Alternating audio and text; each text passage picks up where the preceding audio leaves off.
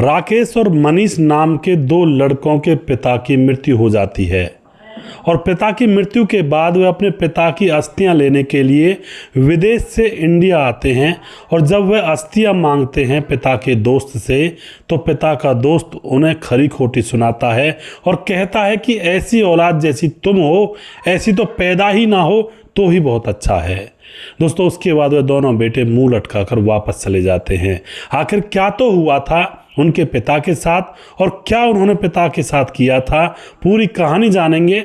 और इस कहानी से हमें बहुत कुछ सीखने को मिलेगा दोस्तों, क्योंकि ये चीज़ें आजकल घर गृहस्थी के अंदर ज़्यादातर देखने को मिलती हैं और ज़्यादातर घरों में ऐसी चीज़ें होती रहती हैं। तो इन घटनाओं के जब वीडियोज़ आते हैं, इनको देखकर कुछ ना कुछ थोड़ी बहुत तो समझ आती ही है लोगों में, और यही हमारा उद्देश्य होता है। नमस्कार, मैं हूं सुदेश कुमार और मेरे गोपाल चैनल में आपका स्वागत है। दोस्तों, एक कहावत है, जिस पिता ने अपनी खुशी लुटा दी, बच्चों की हंसी के लिए अपनी जिंदगी बुझा दी, आखिरी वक्त आया तो कोई पास न था, औलाद ने पिता की जलती हुई चिता बुझा दी। दोस्तों, ऐसे लोगों के बारे में ज़्यादातर ये कहा जाता है कि जो अपने माँ बाप के ना हो सके वो किसी के नहीं होते। और इन लोगों को जब अकल आती है, जब इनके खुद के ऊपर ये चीज़ें, ये घटनाएं गुजरती हैं। आखिर क्या हुआ था दोस्तों? यह घटना उत्तर प्रदेश के लखनऊ की है, जहां पर दयाल सिंह नाम का एक शख्स रहा करता है। अभी जवान है, शादी हुई है, शादी को हुए तकरीबन 9-10 साल ही गुजरे हैं, लेकिन वह गरीब है, बहुत ही सीधा और सच्चा आदमी है। पत्नी भी बहुत सुंदर है। उसको 2 बच्चे हो चुके थे, एक बेटा राकेश जो कि 8 साल का है और छोटा बेटा मनीष जो कि 6 साल का है। 2 बेटे हैं, पति पत्नी हैं। पति गरीब है लेकिन कोई दिक्कत नहीं है, किसी का कोई कर्जा नहीं है और रिक्शा चलाकर अपने परिवार को पाल रहा होता है। अब दोस्तों क्या होता है, वक्त का पहिया उल्टा घूमता है। और उल्टा कैसा घूमता है, उसकी पत्नी बीमार हो जाती है। अब रिक्शा चलाता था, इतने पैसे कहाँ से लाए? पत्नी बीमार थी, इलाज करने के लिए पैसे नहीं थे। तो दोस्तों अब यहाँ पर बीमारी ही बीमारी में उसकी पत्नी की जान चली जाती है। और जैसे पत्नी की मृत्यु हो जाती है तो जो दयाल सिंह होता है वह बुरी तरह से टूट जाता है कि अब ज़िंदगी कौन सी करवट लेगी और इससे आगे पता नहीं जीवन कैसा होगा। अब दोस्तों कुछ दिन गुजर जाते हैं तो दयाल सिंह के लिए रिश्ता आता है किसी रिश्तेदारी में से कि तुम्हारे 2 बच्चे हैं और तुम शादी कर लो, अभी तो जवान हो। लेकिन दयाल सिंह मना कर देता है, कहता है कि मेरे 2 बच्चे हैं, राम लखन जैसे हैं, छोटे छोटे मासूम बच्चे हैं। अगर मैं दूसरी शादी करूंगा तो दूसरी माँ ने जाने कैसी मिलेगी, इनको किस तरह से रखेगी, मारेगी, पीटेगी या फिर पक्षपात करेगी। तो मैं अपने बच्चों की ज़िंदगी खराब नहीं करना चाहता। उसके बाद वह शादी करने से मना कर देता है और रिक्शा चला चला कर अपने बच्चों को पढ़ाने लगता है और अपने बच्चों को एक सीख देता है, बेटा जिस तरह से पैसों की तंगी के कारण मेरी पत्नी यानी तुम्हारी माँ की जान चली गई, तो इससे यही मुझे लगता है कि अगर मेरे पास पैसे होते तो मैं अपनी पत्नी की जान नहीं जाने देता। इसलिए तुम खूब पढ़ाई लिखाई करना और अपने जीवन में तरक्की करना और खूब पैसे कमाना बेटा। अब दोस्तों बच्चे अपने पिता की बात को मानते मानते बड़े हो रहे थे और जो पिता होता है वह बड़े अच्छे स्कूल में अपने बेटों का एडमिशन कराता है और उनके लिए जी जान लगा देता है पालने पोसने में। अच्छे कपड़े, अच्छा खाना पीना, अच्छे स्कूल में और अच्छी फीस भरी जाती थी। बच्चे अब बड़े हो जाते हैं, स्कूल की एजुकेशन पूरी हो जाती है। बच्चे कहते हैं कि बाबा अब हमें एक कोर्स वगैरह करने हैं तो आप कोर्स करवा दीजिए, हम नौकरी लग जाएंगे। तो पिता का तो सपना यही था कि बेटे पढ़ लिख कर आगे बढ़ें। तो बेटों को पढ़ाने के लिए पिता दिन रात रिक्शा चलाता और कहता बेटो तुम्हें जो पढ़ाई करनी है ना वो पढ़ाई तुम करो, लेकिन कहीं कोई काबिल बनो। अब वह कोर्स भी करवा देता उन बेटों को और कोर्स करने के बाद दोनों बच्चे होनहार थे, क्योंकि बचपन से गरीबी देखी थी। वही लोग समझ पाते हैं कि गरीबी की और पैसों की क्या कीमत होती है जीवन के अंदर। तो जो दोनों बच्चे होते हैं वे पढ़ाई लिखाई में मतलब थोड़े होशियार थे और उसके बाद टेस्ट वगैरह देते हैं कोर्स करने के बाद, तो उनकी जॉब एक ही कंपनी में लग जाती है और बहुत ही अच्छी जॉब लग जाती है। उसके बाद तो पिता बहुत खुश होता है, अड़ोसी पड़ोसियों से भी कहता है कि अब मुझे रिक्शा नहीं चलाना पड़ेगा, मेरे बेटे अच्छी अच्छी नौकरी में लग गए हैं। उसके बाद दोस्तों यहाँ पर क्या होता है, 1 साल के बाद ही दोनों बेटों को कंपनी विदेश भेजने के लिए ऑफ़र करती है। अब दोनों बेटे बाबा के सामने आते हैं, बाबा कंपनी हमें विदेश भेजना चाहती है, सारा खर्चा कंपनी का होगा और विदेश में इनकी ब्रांच है, वहाँ पर हमें भेजने के लिए कंपनी कह रही है। तो बाबा कहता है बेटा ठीक है विदेश चले जाओ, कोई बात नहीं, कमाना तो है ही, लेकिन मैं अकेला रह जाऊँगा। अब लड़के कहते हैं कि बाबा अकेले तो रह जाओगे, लेकिन देखो हमें कितनी अपॉर्चुनिटी मिल रही है, कितने पैसे कमाएंगे। तो बच्चों की खुशी के सामने पिता निढाल हो जाता है और कहता है बेटा मेरा तो देखा जाएगा, तुम जाओ और तुम अपना नौकरी करो, अच्छे से पैसे कमाओ। दोनों बेटे विदेश चले जाते हैं। विदेश जाने के बाद अब दोस्तों वह बेटे बाबा को भूलने लगते हैं। बाबा यहाँ पर उनके बिसर था, उनके भरोसे पर था कि मेरे बेटे पैसे वैसे तो भेज ही देंगे मेरा गुजर बसर करने के लिए, लेकिन अब कुछ दिन तक तो वह बच्चे पैसे भेजते हैं, लेकिन कुछ दिन के बाद अब बाबा के पास वो पैसे भेजना भी बंद कर देते हैं। थोड़े बहुत पैसे भेजते, उनसे बाबा का गुजारा नहीं हुआ करता और अब बाबा को रिक्शा चलाना बुढ़ापे में पड़ रहा था अपने गुजारे के लिए, क्योंकि रोटी तो चाहिए ना पेट में। उसके बाद दोस्तों अब बाबा बूढ़ा होता जा रहा था, थोड़ा बहुत रिक्शा चलाता जिससे कि पेट भर जाता, बच्चे अपनी दुनिया में खो गए थे। 5 साल गुजरने के बाद अब पिता का फोन अपने बेटों पर जाता है, जैसे तैसे वह फोन करता है और उस टाइम जो कॉल थी वो बहुत महंगी हुआ करती, अभी भी जो इंटरनेशनल कॉल होती है वो बहुत महंगी होती हैं। तो अब यहाँ पर क्या होता है दोस्तों, जो बाप होता है वह बेटों से कहता है बेटा अब तुम्हें काफ़ी दिन हो गए हैं, पैसे भी काफ़ी अच्छे कमा लिए होंगे और तुम इंडिया आ जाओ, भारत आ जाओ और मैं अच्छी सी लड़की देखकर तुम्हारी शादी करवाऊंगा, क्योंकि बचपन से मेरा यही सपना था कि अपने बच्चे कब बड़े होंगे, कब खुशहाल होंगे, कब मैं इनकी शादी करवाऊंगा, इनकी दुल्हनें घर में आएंगी। लेकिन दोस्तों अगले ही क्षण जो बेटा जवाब देते हैं ना पिता को, बेटे कहते हैं कि बाबा हमने तो शादी 1 साल पहले ही कर ली। यह बात सुनते जो पिता होता है उसके पाँव के नीचे से ज़मीन खिसक जाती है, क्योंकि उसका तो बचपन का सपना था कि अपने बेटों की शादी देखे और अपने घर में धूमधाम हो, लेकिन बेटों ने कह दिया कि हमने तो 1 साल पहले ही शादी कर ली, दोनों ने एक साथ ही शादी की थी, आप चिंता मत करो। अब बेटा की यह बात सुन करके पिता का जो सारी खुशी का जो सिस्टम था ना, जो खुश हो रहा था पिता कि बेटा आ जाओ, वो सब कुछ पानी में मिल जाता है, यानी कि अब वह खुश नहीं रहता है और उस उदासी उसके चेहरे पर छा जाती है। लेकिन फिर भी यही कहता है ठीक है बेटा तुम्हारी मर्जी, आपने जो किया ठीक किया। अब उसके कुछ दिन के बाद पिता और ज़्यादा बूढ़ा हो जाता है और अब अपने खर्चे के लिए रिक्शा भी उससे नहीं चलाया जाता है, क्योंकि बुढ़ापे में दोस्तों हाथ पांव काम नहीं करते हैं, कहीं रिक्शा गिर जाए या किसी से लग जाए या कोई टक्कर मार दे, तो अब वह रिक्शा चलाना बंद कर देता है। बेटों के पास फ़ोन करता है कि बेटा अब मुझे तुम अपने साथ ले चलो, अब मेरे बस की नहीं है और तुम अच्छी जगह सेटल हो गए हो, तुम्हारा घर बस गया है, घर भी होगा और मैं अब यहाँ पर अकेला हूँ तुम्हारे बगैर, क्योंकि मैंने अपनी ज़िंदगी भर तुम्हें देख देख कर गुजारा है कि मेरे बच्चे हैं, तुम्हारा सहारा होगा।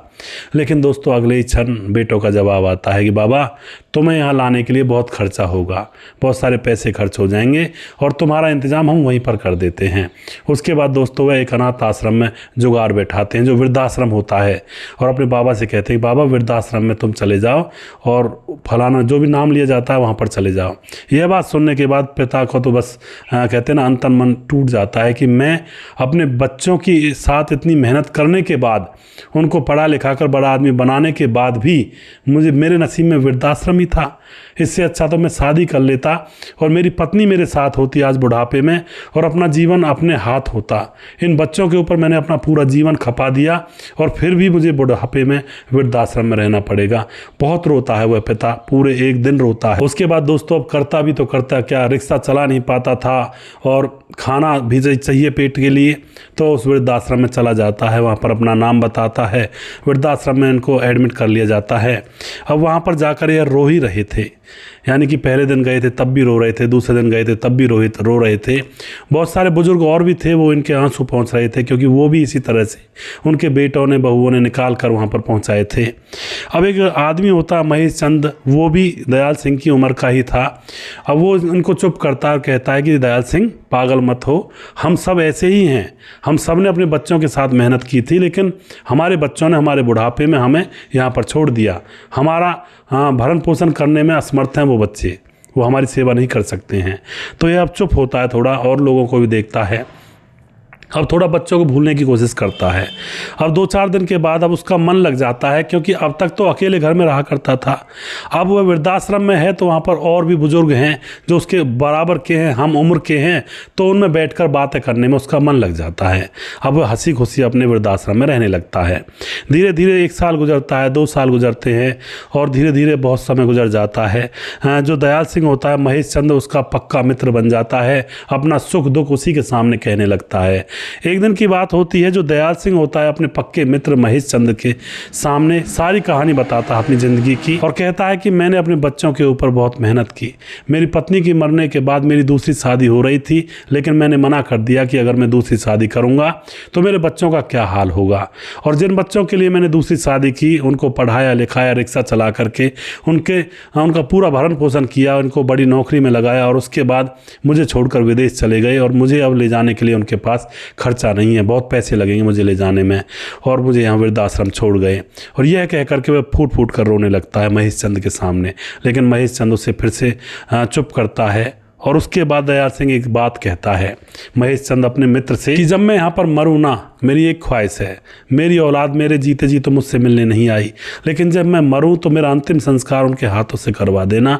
मैं समझूंगा कि कम से कम औलाद के हाथों से अंतिम संस्कार हुआ है और मेरी आत्मा तड़पेगी नहीं। मेरी आत्मा बहुत तड़प रही है उनको देखने के लिए, उनके साथ बैठने के लिए, उनके बच्चों में खेलने के लिए, जो मेरे पोते हो गए होंगे, पोते पोतियाँ, उनके साथ बैठकर खेलने के लिए। लेकिन मेरे बच्चों ने ये सारा हक मुझसे छीन लिया। यह बात सुनकर जो दोस्त महेश चंद होता है, वह भी, उसकी भी आंखों से आंसू छलक जाते हैं, क्योंकि वह भी अपने परिवार से दुखी होकर ही वृद्धाश्रम में आया था। सोचता है कि भाई बच्चों के साथ इतना किया इस दयाल सिंह ने, और बच्चों ने इनको यहाँ पर छोड़ दिया, और फिर भी इसकी आत्मा देखो बच्चों के अंदर है, कह रहा है कि भाई अंतिम संस्कार में बच्चों को बुला देना। अब महेश चंद इस बात को याद रखता है। अब धीरे धीरे 5-6 साल गुजर जाते हैं। 5-6 साल गुजरने के बाद एक दिन सभी लोग तो उठ जाते हैं, लेकिन दयाल सिंह अपने पलंग से उठता नहीं है। महेश चंद जाता है कि दयाल सिंह क्या हुआ, लेकिन वह तो मृत पड़ा हुआ था, यानी कि वह इस दुनिया को छोड़कर जा चुका था। अब जैसा कि उस वृद्धाश्रम के अंदर सभी लोग आपस में मिलजुल कर रहा करते थे, तो आश्रम के अंदर एक शोक का मातम फैल जाता है, क्योंकि दयाल सिंह बहुत ही हंस मिजाज था और सबके साथ हंसी मजाक किया करता और सबको अपना परिवार माना करता। तो सभी लोग बहुत दुखी थे कि आज एक हंसाने वाला और जो मिलकर रहने वाला इंसान यहाँ से चला गया छोड़ करके। लेकिन जो महेश चंद है, उसको अपने दोस्त दयाल सिंह की वो बात याद आ गई, जब दयाल सिंह ने कहा था कि मेरे मरने के बाद कम से कम मेरे बेटों का हाथ मेरी अर्थी पर ज़रूर लगवा देना, मैं समझूंगा कि मेरी आत्मा तड़पेगी नहीं। अब जो महेश चंद होता है, जो पहले दयाल सिंह ने फ़ोन नंबर वगैरह दे रखे थे बेटों के पास फ़ोन करता है कि आपके पिता का स्वर्गवास हो चुका है, और उनकी अंतिम इच्छा थी कि तुम उनकी अर्थी को हाथ लगाओ। लेकिन दोस्तों, उधर से जो बात आती है ना, जो बच्चों ने कहा, यह सुनकर तो महेश चंद जो दोस्त होता है वह भी अंदर से टूट जाता है। दोनों बेटे कहते हैं कि ऐसा करिए अंकल जी, हम तो आ नहीं सकते हैं, बहुत पैसा खर्च हो जाएगा और मौसम भी ख़राब है, फ्लैट वगैरह भी नहीं मिलेगी, और अंतिम संस्कार अपने आप ही कर दीजिए। अब यह सुनकर महेश चंद ने दूसरा लफ्ज़ अपने मुँह से बोला ही नहीं, क्योंकि वह पहले से ही जानता था उनकी औकात, और आज भी वो औकात दिख गई थी। जिस पिता ने उनको पाला पोसा बड़ा किया, काबिल बनाया, आज उसकी अंतिम यात्रा में भी बेटे शामिल होने को तैयार नहीं हैं। जिसने अपनी पूरी ज़िंदगी गंवा दी बेटों के चक्कर में, तो कोई दिक्कत नहीं है। महेश चंद ने अब जो बुजुर्ग आदमी दयाल सिंह होता है, अपने दोस्त की जो बॉडी है उसका अंतिम संस्कार करता है। पूरे आश्रम के लोग वहाँ पर थे, बड़े रोते हैं, गमगीन माहौल था। उसके दोस्तों 4 दिन के बाद अब जो बेटे हैं वो आते हैं उसी आश्रम में। दोनों बेटे आकर के कहते हैं कि हमारे पिता की आखिरी इच्छा थी हम यहाँ पर अर्थी में आएँ, लेकिन कोई नहीं, हम उस टाइम तो नहीं आ सके, लेकिन हमें हमारे पिता की अस्थियाँ दे दीजिए। लेकिन जैसे ही वे अस्थियाँ मांगते हैं ना, तो महेश चंद जो होता है उनके पिता का दोस्त, उनको बहुत खरी खोटी सुनाता है। उनके सामने वो सारी बातें रखता है कि तुम्हारे लिए तुम्हारे पिता ने दूसरी शादी नहीं की, उस टाइम जवान था और अपनी जवानी ऐसे ही काट दी तुम्हारे लिए कि तुम अच्छे रास्ते पर चलो और फिर बुढ़ापे में उसका साथ दो। और उसका सहारा बनो। लेकिन तुमने ये बात, एक भी बात नहीं सोची। तुम्हें बाहर भेजा और तुम्हारे पास आना चाहता था तुम्हारा पिता, अपने पोते पोतियों से खेलना चाहता था, तुम्हारे बच्चों के साथ रहना चाहता था, तुम्हारे साथ हंसी खुशी समय गुजारना चाहता था कि मेरे बच्चों की फुलवारी कैसी है। लेकिन तुमने ये बात सोची ही नहीं और अपने पिता से कह दिया कि बहुत खर्चा लग जाएगा बाबूजी, आप वहीं पर रहिए। लेकिन पिता तुम्हारा मेरे साथ बैठकर रोया करता था। मुझे पता है उसके सीने में कितना दर्द था और तुम लोगों को अपने पिता का दर्द समझ में नहीं आया।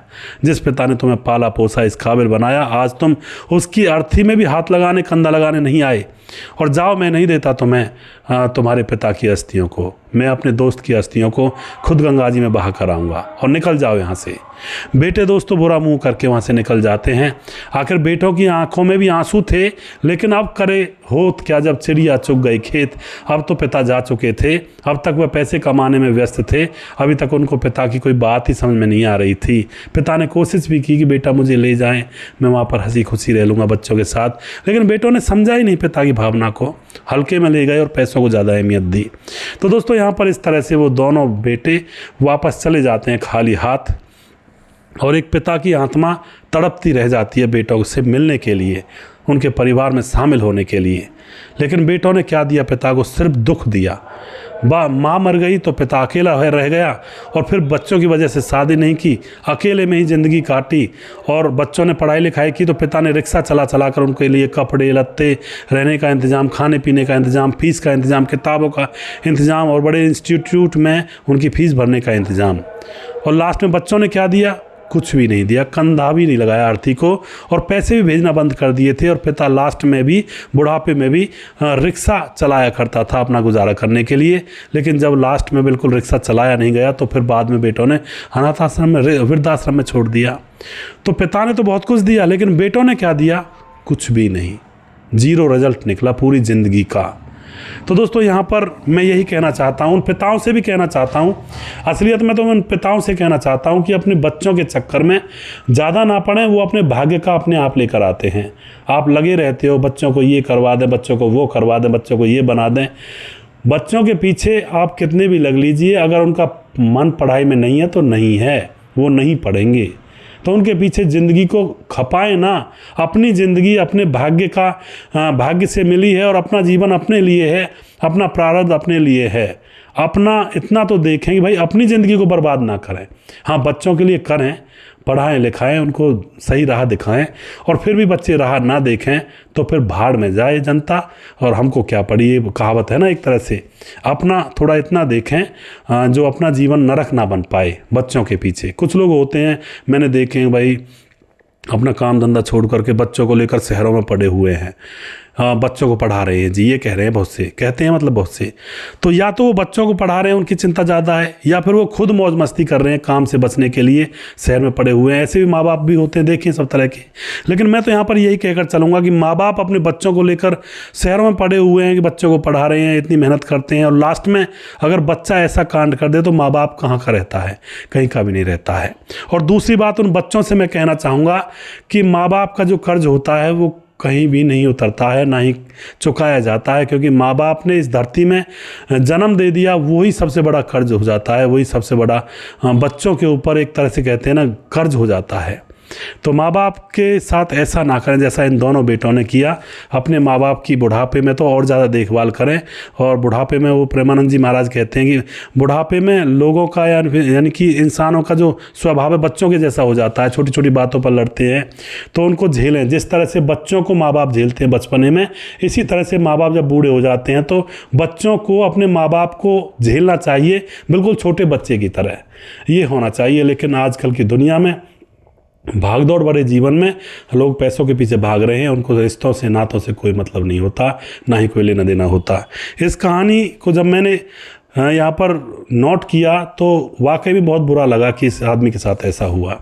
दोस्तों, आप जो भी कुछ लिखना चाहते हैं कमेंट बॉक्स में आप लिख सकते हैं। और लास्ट में मैं उन भाइयों के नाम लेना चाहता हूँ जो भाई हमारे वीडियोस को देखते हैं और हमें खूब सपोर्ट करते हैं। हमारे साथ राम मोहम्मद यासीन लाहौर पाकिस्तान से हैं, जो कि हमारे वीडियोस को लगातार देखते हैं। भाई का बहुत बहुत धन्यवाद करता हूं।